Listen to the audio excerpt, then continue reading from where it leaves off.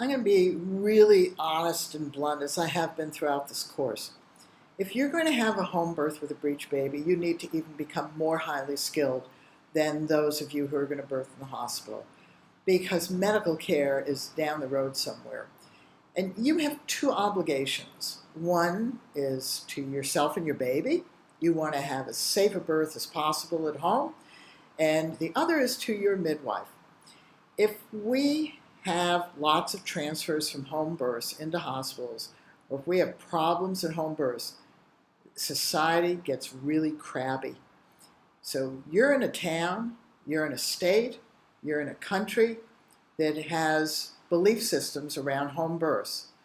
It may be that you're in a town, in a state, in a country that does not support you having a home birth with a risk. Other countries are okay with home births with risk factors. Other countries are not. So you have to determine what the politics in your area are about your having a breech baby at home.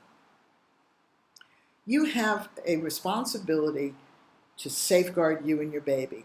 Let me explain it this way. You have a responsibility to safeguard yourself and your baby once your baby's born. In fact, if you didn't have kids, you have a responsibility to safeguard yourself. And if you have kids, you have a responsibility to safeguard them. So we take action. First of all, we learn skills. And second of all, we pay attention. So if you're going to have a home birth with a breech baby, those two factors are really important. Your skills and paying attention. Unfortunately, childbirth since the mid-1970s has really become an ideological thing. You are either into the natural birth movement or you're not. You're excluded from that. And the reality is 100% of births are natural because 100% of pregnant women are going to give birth. So you need to make certain that you have prepared your body so that your body can open up to let this baby out. And that includes the internal work. You do not want to delay in first stage. You do not want your baby to come halfway out and have your body snap shut because it has tension in it and you don't know how to control it. You do not want to have a tight vagina, which makes second stage longer and once again can snap shut once the stretching isn't there. So it's very common to see, for example, a woman who has not prepared her vagina to have the vagina stretch as the baby's coming out because the baby is an object. And so the stretching continues to occur until the shoulders deliver. And then the vagina just snaps shut around that baby's neck, right? And then, depending on the position of the woman, which we've talked about, depending on the map of her pelvis, depending on the factors of her internal tension, that baby's head can get hung up. And it is not the body that needs to be birthed, it's the head, because that's where babies breathe from. So if you want to have a home birth with your breech baby, it is obligatory that you become more highly skilled, particularly if you have other risk factors. Birthing Better families knew this. The vast majority of us in the early 1970s when we developed these skills were medically high risk. And many of us had religious beliefs that were never going to permit us to go into the hospital. We were not stupid people. We took responsibility to become highly skilled and to pay attention. We were not ideologically based, although it sounds like we're ideological if we're saying our religion says don't go to the hospital. But we have something backing that up, and that is our intense ability to be highly responsible for those actions. Now let me talk to you about midwives. Midwives have put their lives onto hold to serve you as women. I have been very cranky with midwives since the 70s. It is a profession. Maybe it's a calling. You don't come to it by being born into it. You have to learn.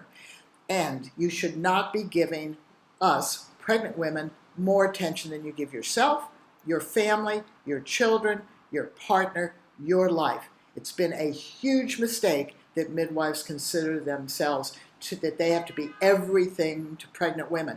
This is not true in traditional communities. I've lived in many traditional communities. The person who often attends your birth is your mother, your grandmother, your mother-in-law, your aunt, other people, or anybody who you live around or anybody who is present. They do not give you the attention like modern midwives do. It's been a huge mistake. They're exhausted. You have a poor relationship with them. And you love them, love them, love them. They give you time, time, time. You're absorbing their lives. Stop it. Have a reasonable relationship, set boundaries, and you, as a birthing woman, you give them a skilled birthing woman in birth, because a lot of people aren't skilled, which means their births go on longer, which means they have to take more time away from themselves, their children, their family, for the next client. So it is our responsibility as birthing women to support us as women or men who are willing to attend your births. This has to be a partnership. They are skilled. We have to be skilled. They're skilled differently. They're there to assess and monitor and to help us. They are not there to hold our hand at every single moment. We're adults. We have to be skilled to get this breech baby out of our body safely, not damage our body, not delay it, not harm our child. So really, if you're going to have a home birth, grow up, and both of you grow up. It's really important that you have a reasonable expectation of each other and stop relying on one and just supporting the other's choices in a la-di-da manner. You are talking about lives. You're talking about not the life or death of a baby, that may be, but it's lives. Midwives should not be giving up their life to be attending births. Honestly, stop it. And we as birthing women need to be more proactive and be more mature in how we're skilled to have home births. That's my rant for the day.